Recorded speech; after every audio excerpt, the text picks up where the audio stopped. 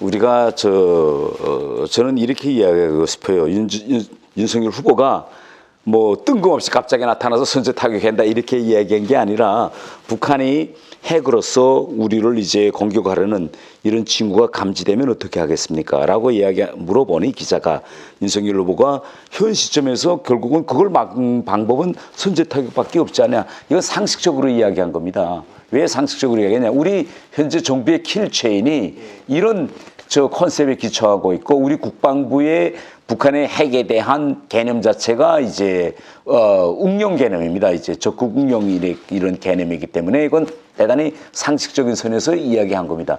단 지금 이재명 후보가 이 말이 나오자마자 전쟁을 거치시는 위험한 그런 아주 행위다 이렇게 이제 전쟁 광이다 그렇게 이야기했는데 지금 이 선제 타격론에 대해서 전문가들도 그렇고 민주당에서도 그렇고 이 논의 지금 핵심 사항을 지금 짚지를 못하고 있어요. 뭔가면 전쟁과 평화라는 이 개선을 매우 모호하게 해놓고 지금 논쟁이 지금 하는 겁니다. 그렇기 때문에 우리가 이 선제 타격이라는 말을 하기 전에 전쟁과 평화라는 이 개념을 명백히 정리해놓고 논쟁을 시작해야 됩니다.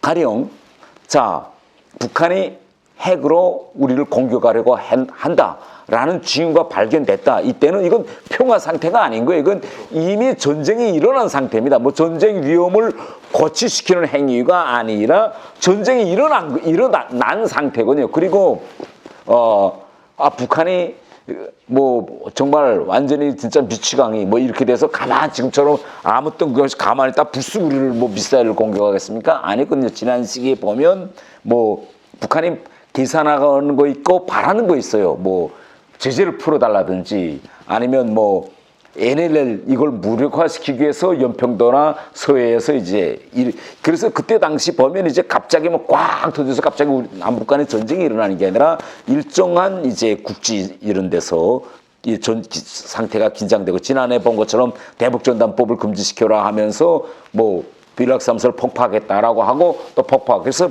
이 정세가 이제 항상 우리가 보면 이렇게 쭉 상승하다가 하강합니다. 그러면 선제 타격이라는 건 언제나 벌써 선제 타격 우리가 결심해서 북한을 선제적으로 제압하겠다 할 때는 이건 전쟁 상황에서 하는 얘기지 전쟁 위험을 고취하는 행위가 아니고 그래서 전쟁과 평화라는 이 개념을 명백히 정해놓고 우리가 좀 이야기해야 된다. 이걸 저는 소뒤에 말씀드리고 싶고 이 선제 타격을 하려면 저는 이제 세 가지 요건이 아주 중요합니다. 가장 중요한 건 뭔가면 선제적으로 그것을 제압해야 할 절박성이 있느냐, 네세시티가 진짜 있느냐, 그게 중요하고 두 번째로서는 정말 그 밖에는 다른 수단이 없느냐, 최후 수단에 대한 명분이 있어야 됩니다. 이 방법 밖에는 다른 수단이 없다.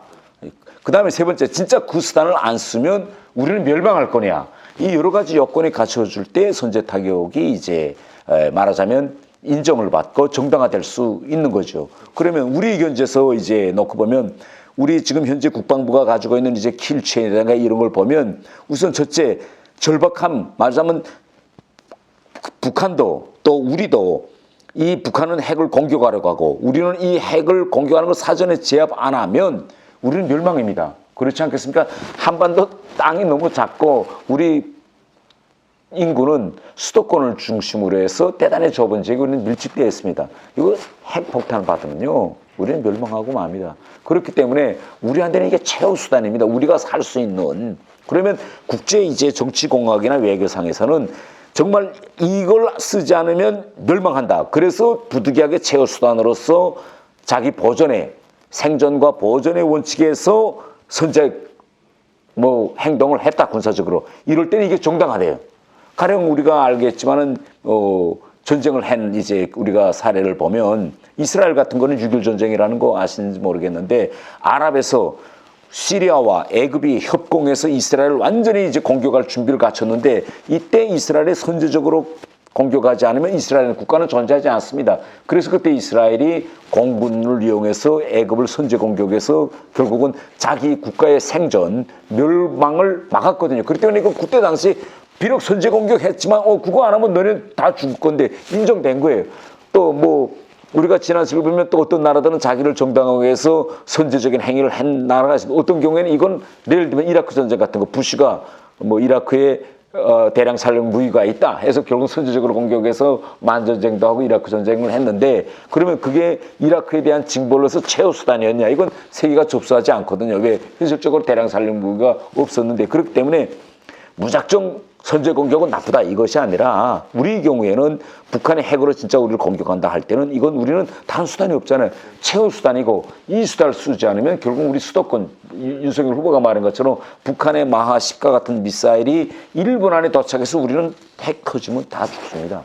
그래서 최후 수단이기 때문에 이건 당연하고 이건 우리 국방 컨셉, 우리 국방 군대가 유지하고 있는 개념이기 때문에 이걸 우리가 유지해야 되는데 자꾸 이 상식적인 일을 가지고 마치 더 평화적인 상태에서 우리가 먼저 가만히 있는 북한을 때려서 완전히 평화를 파괴하는 것처럼 이야기하는데 이거는 전쟁과 평화라는 이 개념을 아주 모호하게 하는 비상식적인 저는 논쟁이라고 생각합니다.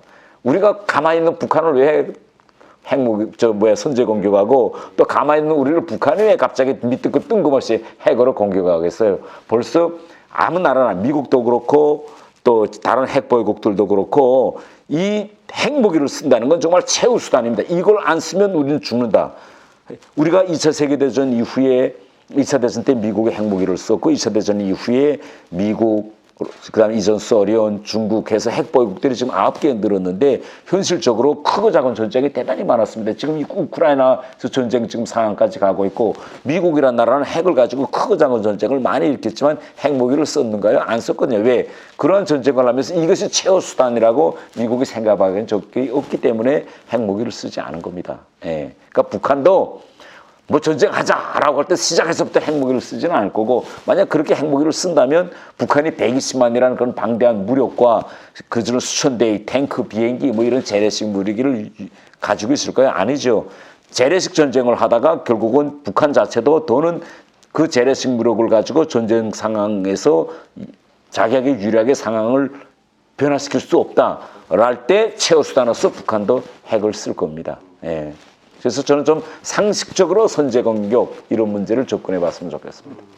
이제